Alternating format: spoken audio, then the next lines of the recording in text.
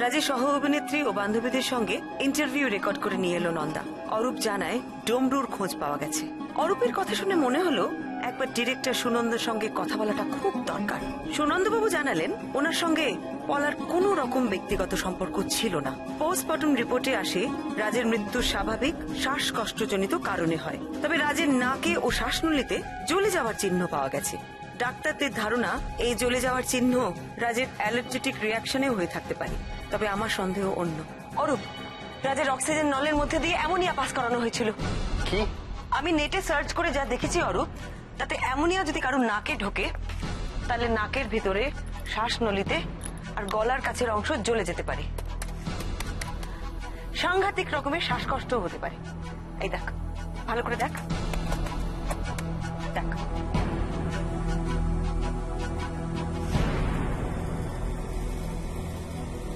দেখ, রাজের তো এমনিতেই শ্বাসকষ্ট ছিল, তারপর এই গ্যাস ঢোকাতে তো সাংঘাতিক রকমের কষ্ট হয়েছে। কিন্তু তুমি কি করে জানলে যে অ্যামোনিয়া গ্যাস অক্সিজেন নল দিয়ে পাস করানো হয়েছিল? এটাই হয়েছিল রাজের সাথে, এটাই হয়েছিল অরূপ। আমি জানি হয়েছিল। আমি যখন রাজের কেবিনে ঢুকেছিলাম না, ওর এই অক্সিজেনের পাইপটা আমি নাকের কাছে নিয়ে শুকি, একটা তীব্র গন্ধ পাই, অনেকটা ওই ডিটারজেন্টের মতন। আজ নন্দা বেরিয়ে যাওয়ার পরে আমি টাবলুর ল্যাপটপটা নিয়ে আমি নেটে সার্চ করে দেখলাম ওটা কিসের গন্ধ হতে পারে। আর সার্চ করতে করতে দেখলাম ওটা অ্যামোনিয়ার গন্ধ। আর যে সিমটমস গুলো বলছে না, নাক জ্বলে যাওয়া, গলা জ্বলে যাওয়া, ওগুলোও তো মিলে যাচ্ছে। কিন্তু অক্সিজেনের নলে অ্যামোনিয়া, সেটা আসবে কি করে? দেখো, এত বড় একটা হাসপাতাল, সেখানে এসেছিল সেটা তো বোঝাই যাচ্ছে। কেউ রাজের কেবিনে ঢুকেছিল, যা করার করেছিল, মানে ওই অক্সিজেন সিলিন্ডারের সাথে ওটাকে কানেক্ট করে দিয়েছিল। তার থেকেই রাজের শ্বাসকষ্ট শুরু হয়, আর তার থেকেই ছটফটানি। আর সেই ছটপটানি চিহ্নই সাধনা দেবী এসে দেখেন, তাই তো? কিন্তু এটা কে করেছে সেটাই তো বোঝা যাচ্ছে না অরূপ। দেখ, 4টের সময় পলা, সুজয় বাবু, তারপরে সুনন্দ আর প্রডিউসার এরা সবাই বেরিয়ে চলে যায়। আর 5টা নাগাদ সাধনা দেবীরা আসেন। তার মানে মাঝখানের এই সময়টায় কেউ রাজের কেবিনে ঢুকেছিল, ঢুকে যা করার করেছিল। রাজের মুখটা ছিল কেবিনের দরজার দিকে, আর চোখে সেই ভয়ঙ্কর দৃষ্টি। ভয় পেয়েছিল, মানে ওদের চলে যাওয়ার দিকে তাকিয়ে ভয় পেয়েছিল সে। কিন্তু সেটা এখন বার করা ডিফিকাল্ট। কিন্তু ওরকম আমাদের তো হাল ছেড়ে দিলে হবে না, আমাদের একটা ব্যবস্থা তো করতেই হবে। আচ্ছা, আমাদের একটা কাজ করতে হবে, জানিস তো? বলো। হসপিটালের প্রত্যেকটা লোকের সঙ্গে আলাদা আলাদা করে কথা বলতে হবে, জেরা করতে হবে ভালো করে। আমার বিশ্বাস হসপিটাল এর সাথে জড়িত। রাজের মৃত্যুটা স্বাভাবিক নয়। এইভাবে রাজের মৃত্যু কিছুতেই হতে পারে না, এটা আমাদের খুঁজে বার করতেই হবে। অসম্ভব, এটা হতে পারে না। এই হসপিটালে একটা সুনাম আছে, এটা শহরের অন্যতম সুবিধাযুক্ত হসপিটাল। তাই এখানে আমার স্টাফেরা কোনো এই ধরনের কাজের সঙ্গে যুক্ত থাকতে পারে না। আমার মনে হয় আপনাদের কোথাও ভুল হচ্ছে। আপনি এতটা শিওর হচ্ছেন কি করে? হ্যাঁ, হচ্ছি, কারণ আমি এদের সম্বন্ধে সম্পূর্ণ ওয়াকিবহ। এখানে অনেক সেলিব্রিটি ট্রিটমেন্ট হয়েছে, তাই আমার স্টাফেরা কোনো আনএথিক্যাল কাজের সঙ্গে যুক্ত থাকতে পারে না। দেখুন, আপনারা ইনভেস্টিগেট করছেন, করুন। প্লিজ এখানকার এমপ্লয়ীদের নিয়ে টানাটানি করবেন না, কারণ এখানকার বদনাম। আপনি কি জানেন যে রাজের কেবিনে যে অ্যাটেন্ডেন্ট ছিলেন মিতা সামন্ত, তিনি কিছুক্ষণের জন্য বাইরে গেছিলেন? উনি আমাদেরকে এটাও বলেছেন যে উনি ঘুমিয়েও পড়েছিলেন। না না, এটা হতেই পারে না। এখানে যাদের নাইট ডিউটি থাকে তারা তাদের কাজের ব্যাপারে যথেষ্ট সিরিয়াস এবং সিনসিয়ার। একটা ব্যাপার খুবই পরিষ্কার মিস্টার চ্যাটার্জি, আপনার স্টাফেরা যদি এই ঘটনার সঙ্গে জড়িত না থাকে, তাহলে বাইরে থেকে কেউ এসে তো এত বড় একটা কাজ করতে পারে না। ঠিক আছে, আমরা একটা কাজ করি, সেই রাতের কেবিনের সামনে সিসিটিভি ফুটেজটা আমরা একবার দেখব। হ্যাঁ, অবশ্যই। তার জন্য আমাকে একটু সময় দিতে হবে। আপনারা কি এখানেই অপেক্ষা করবেন? করব। আপনি একটু মিতা সামন্তকে ডেকে দিন, ওকে আমরা আরেকবার জিজ্ঞাসাবাদ করব। কিন্তু ওনার যদি ডিউটি থাকে তাহলে? সেখানে অন্য কাউকে পাঠিয়ে দিন, আমরা ওর সঙ্গে ইমিডিয়েটলি কথা বলবো।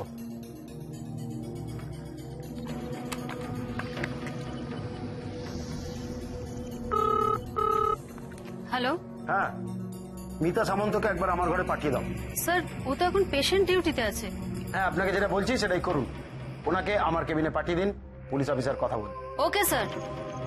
শোনো, মিতা 302-তে আছে। ওকে বলো মিস্টার চ্যাটার্জির কেবিনে পুলিশ এসেছে, ওর সাথে কথা বলতে চায়। মনে হয় রাজের কেসটা নেই। যাই হোক, তুমি ডেকে দাও।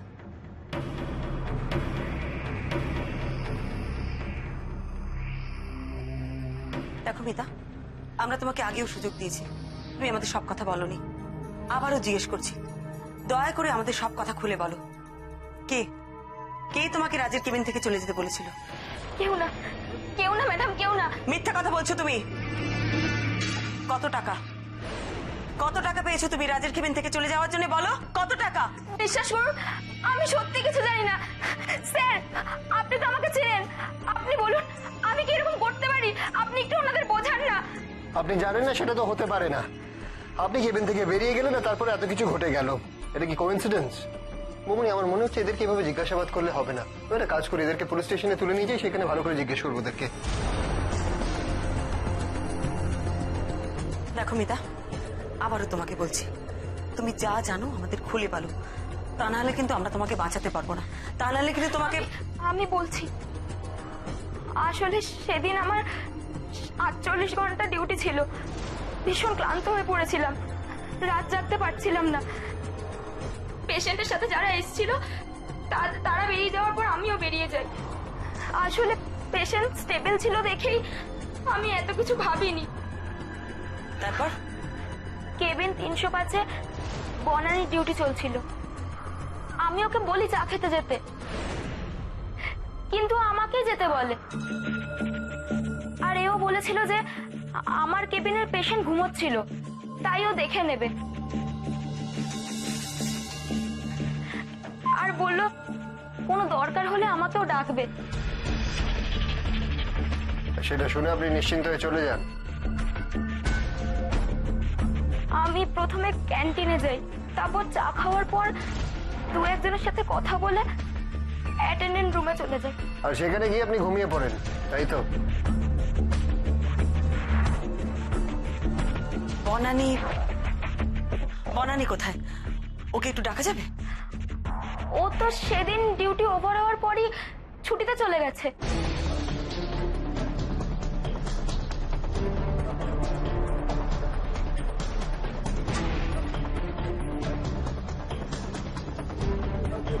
ছুটিতে চলে গেছে? ছুটিতে চলে গেছে মানে? হ্যাঁ, 1 সপ্তাহ আগেই ওনার ছুটিটা নেওয়া ছিল। অসাধারণ।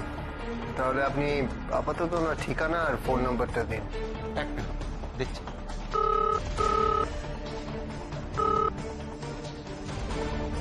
হ্যাঁ, ঠিক আছে। আমি জানাচ্ছি। আপনাদের ভিডিও ফুটেজটা রেডি আছে, সেটা কি এখানেই দেখবেন না 3rd ফ্লোরের অফিসে গিয়ে দেখবেন?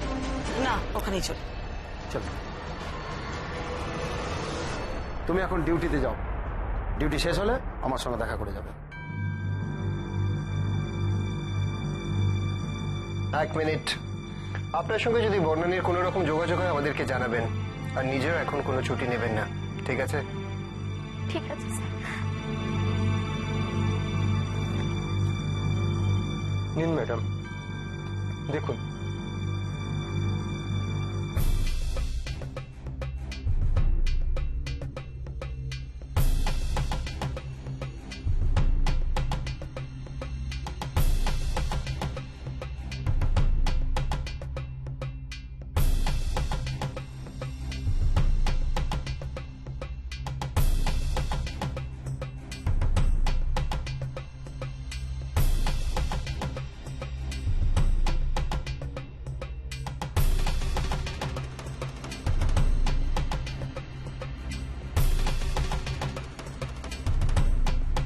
না রে অরূপ, এখানে তো বাইরের কেউ আছে বলে মনে হচ্ছে না, সব তো হসপিটালের স্টাফ।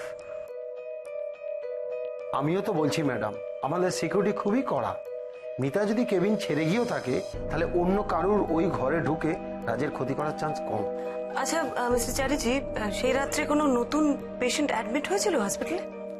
আমার যতদূর মনে হয় সে রাতে রাত ছাড়ার কোনো পেশেন্ট ভর্তি হয়নি। তবুও আমি একটু দেখে শিওর হয়ে আপনাকে বলতে পারবো। হ্যাঁ হ্যাঁ নিশ্চয়ই, আপনি দেখে নিন। Thank you.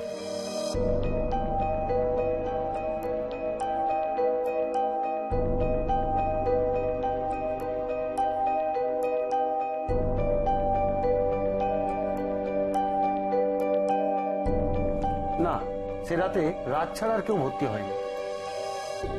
বনানী যদি যারা এসেছিল রাজকে খুন করতে তাদের লোক হয়, আর তাদের জন্য যদি মিতাকে সরিয়ে থাকে, তাহলে বনানীকে এখন খুঁজে পাওয়া খুবই মুশকিল। ভালো করে আটঘাট বেঁধে কাজটা করা হয়েছে। 1 সপ্তাহ আগে থেকে ছুটি স্যাংশন করানো, এটা নিশ্চয়ই কোনো কোইন্সিডেন্ট নয়। তাহলে আমি এখন কি করে পাবো কারা এসেছিল সে রাতে? সিসিটিভি ফুটেজে তো দেখার কিছু বাকি নেই, চল। হ্যাঁ চল।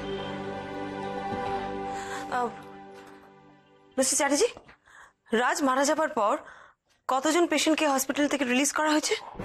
মারা যাওয়ার পর? দাঁড়ান, আমি একটু দেখে বলছি। দেখুন তো। হ্যাঁ, 2 জন কালকেই হয়েছে। ওনারা 2 জন রাত যে ফ্লোরে ছিল ওই একই ফ্লোরের কেবিনে ছিল। কি কারণে অ্যাডমিট হয়েছিল? দাঁড়ান, আমাকে একটু দেখে বলতে হবে। আমার মনে আছে স্যার, একজন নিখিলেশ প্রসাদ আর একজন সুজন সিং, একজন বুকে ব্যথা আর একজন মাথায় ব্যথা বলে অ্যাডমিশন নিয়েছিল। হ্যাঁ, সুজন সিং মাথা ব্যথা নিয়ে ভর্তি হয়েছিল পরশুর আগের দিন সকালে। ওনার সিটি স্ক্যান, এমআরআই অনেক কিছু হয়েছিল এবং বিশেষ কিছু প্রবলেম পাওয়া যায়নি বলে উনি নিজেই রিলিজ নিয়ে চলে গেছেন। স্ট্রেঞ্জ। আর আরেকজন নিখিলেশ প্রসাদ বুকে ব্যথা নিয়ে ভর্তি হয়েছিল পরশু দিন সকালে। তারও কোনো সমস্যা না পাওয়ার জন্য তাকে আমরা রিলিজ করে দিয়েছি।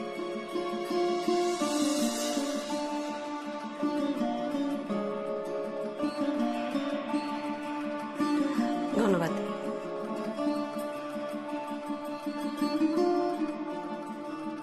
ম্যাডাম, ওই প্রসাদের বউটা ওর সঙ্গে কেবিনে ছিল, পুরো পাগল টাইপের মহিলা।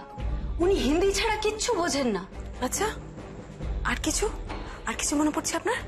আরেকটা ব্যাপার খুব ইন্টারেস্টিং জানেন ম্যাডাম, ওই যেই 2 পেশেন্ট ভর্তি হয়েছিল দুজনেরই চেহারা একদম বডি বিল্ডারদের মতো, ইয়া পেশি টেশি সব ফোলানো মতো। আচ্ছা, বডি বিল্ডারদের মতন চেহারা। ইস, এত বড় ভুলটা আমি কি করে করলাম অরূপ? কেন আমার প্রথম থেকে মনে হচ্ছে যে বাইরে থেকে কেউ এসে রাজকে খুন করেছে? হ্যাঁ, আমিও তো সেটাই। আরে এটা তো হতেই পারে যে খুনি আগে থেকেই হসপিটালে ঘাপটি মেরে বসেছিল। এটা খুব বড় সড়ো একটা প্ল্যান অরূপ। তাহলে কি কেবিনগুলো একবার চেক করবে? এখন আর চেক করে কোনো লাভ আছে বলে তোর মনে হয়? তাই হসপিটাল দিনে 14 বার পরিষ্কার করা হচ্ছে, এখন তো কোনো ক্লুই পাবো না। চল।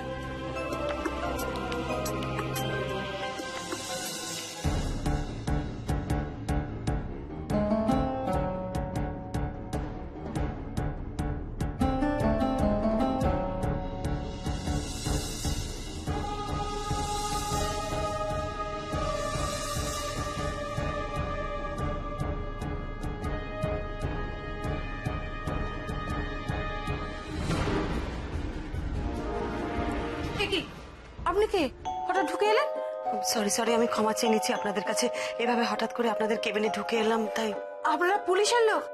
মানে আমি তো কিছু বুঝতে পারছি না। আপনি ভয় পাবেন না প্লিজ, ভয় পাওয়ার মতন কিছু হয়নি। আমাকে একটা কথা বলুন, এই যে ফুলের তোড়াটা, এটা কি আপনারা এখানে এনেছেন? না, এখানেই রাখা ছিল। হয়তো ওদের সব কেবিনেই রাখা আছে, কিন্তু কেন বলুন তো? কিছু না, ধন্যবাদ।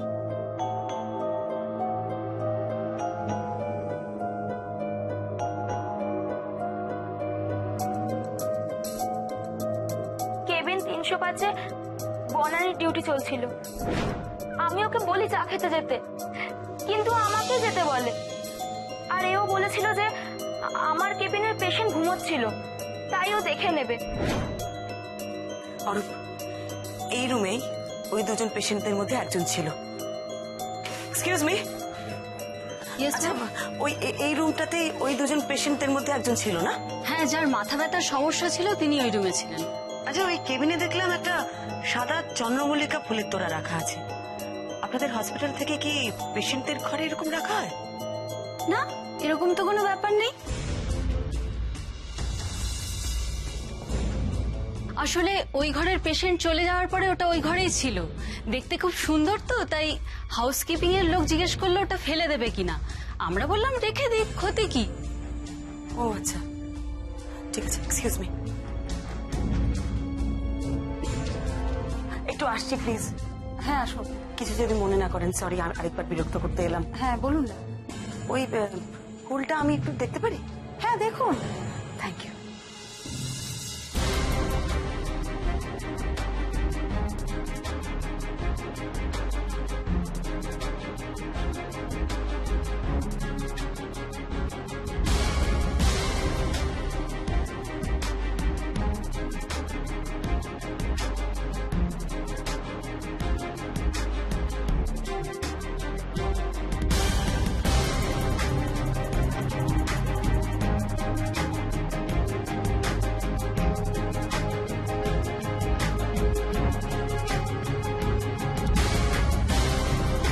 প্লাস্টিকের ফুল?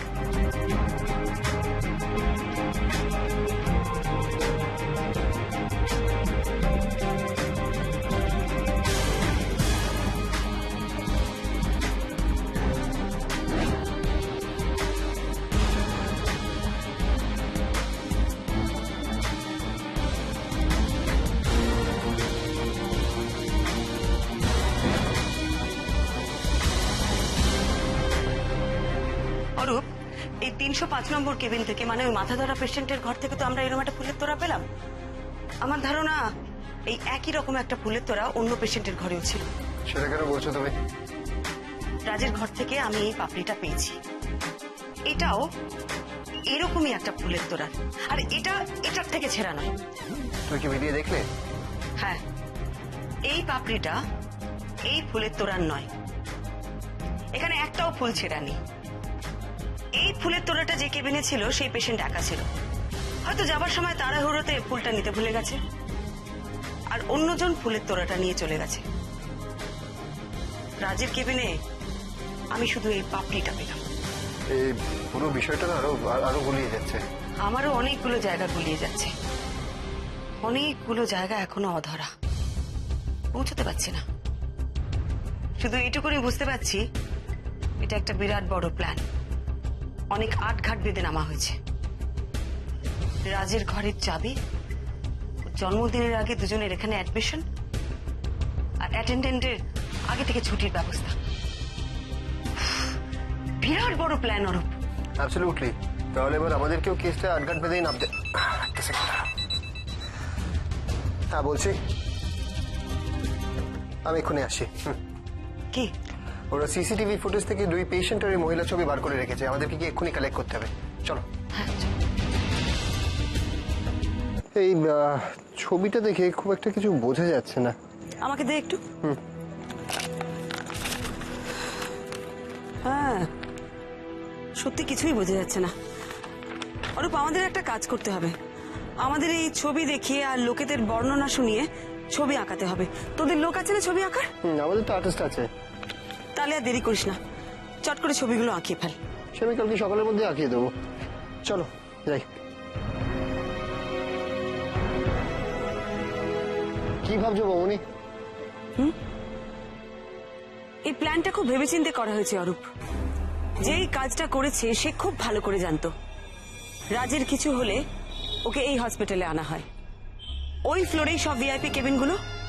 তাই আগে থেকে বুদ্ধি করে ওই ফ্লোরের 2টো কেবিনে ওদের নিজেদের লোককে অ্যাডমিট করে রাখা হয়েছে। সেটা কিছুটা বুঝলাম, কিন্তু প্লাস্টিকের ফুলের বিষয়টা বুঝলাম না। দুটো জিনিস। প্রথমত, ওরা নিজেদের ট্রেস রাখতে চায়নি, আর সত্যিকারের ফুল হলে ওরা যেখানেই থাকবে সেখানেই ফুলের গন্ধ থাকবে। সেটা ওদের নিজেদের কেবিনেও থাকবে, অন্য জায়গাতেও থাকবে। প্লাস্টিকের ফুল হলে সে সম্ভাবনা নেই। আর তাছাড়া যার ফুলে অ্যালার্জি, ফুল দেখলেই যে ভয় পায়, প্লাস্টিকের ফুল দেখলে তার তো এক রিয়াকশন হবে।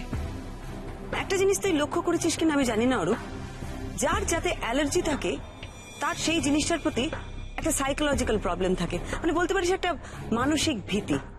ধর কারো চিংড়ি মাছে অ্যালার্জি আছে, তরকারিতে চিংড়ি মাছ নেই, তুই তাকে মিছিমিছি বললি যে চিংড়ি মাছ ছিল, দেখবি সেই লোকটা বলছে যে তার গলা চুল করছে। অদ্ভুত। Absolutely right. আমি এরকম লোক অনেক দেখেছি। তার মানে রাজের ক্ষেত্রেও বিষয়টা একই হয়েছে, ফুল দেখিয়েও শ্বাসকষ্ট শুরু হয়ে গেছে। আচ্ছা, ওকে যদি ফুল দেখিয়ে ভয় দেখানো হয় তাহলে অ্যামোনিয়া কেন? দেখো, ওই সিভিয়ার অ্যালার্জিক অ্যাটাকই তো যথেষ্ট ছিল। রিস্ক নিতে চাইনি খুনি। শ্বাসকষ্ট হওয়া সত্ত্বেও রাজ যদি বেঁচে যায়, ফুল দেখে ভয় পেয়ে গিয়ে বড় বড় শ্বাস নিতে থাকে রাজ, আর নাকে অক্সিজেনের নল লাগানো। কিন্তু সেখানে অক্সিজেনের বদলে অ্যামোনিয়া। এটা হয়তো কয়েক সেকেন্ডের ব্যাপার, কিন্তু সেই কয়েক সেকেন্ডের যন্ত্রণায় ভয়ঙ্কর। আর তারপর সব শেষ।